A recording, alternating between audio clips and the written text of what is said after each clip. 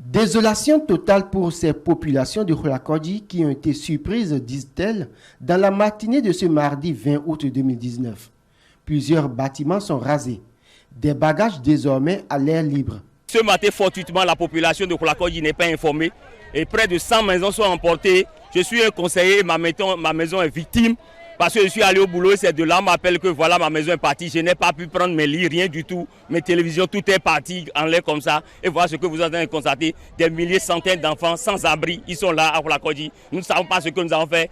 L'assistant du chef du 5e arrondissement rencontré sur le terrain atteste également n'avoir connaissance d'aucune lettre de sommation.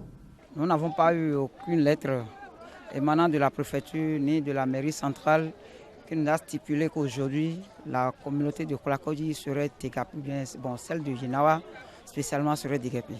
Si vous étiez sur le terrain, vous allez constater son amertume par rapport à la réaction qu'il avait eue par rapport à l'arrivée des autorités sur le terrain, parce qu'il n'était pas informé à ce qui s'était passé ce matin.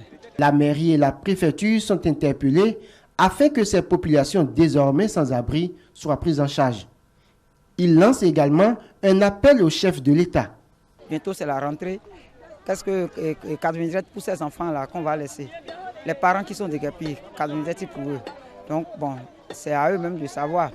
Lorsque vous posez un acte, il faut normalement s'attendre à ce qu'il y ait des retournés, des répondants.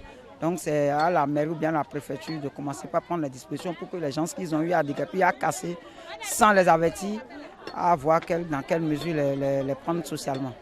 Nous implorons le président Talon de venir voir ce que nous sommes en train de vivre à Kholakodji parce qu'après tout c'est le droit de l'homme. Nous sommes des humains et nous sommes des fils béninois. Ça fait plus d'un siècle que la population de Kholakodji est là, mais on ne comprend pas. Au moins si on nous avertissait, on allait prendre nos bagages. Mais aujourd'hui, voilà les enfants et les mamans, ils vont dormir à la belle lune maintenant. Toutefois, selon un collaborateur du préfet par intérim du littoral joint au téléphone, des communiqués sont passés à travers des organes de presse et des messages d'avertissement ont été envoyés à ces populations.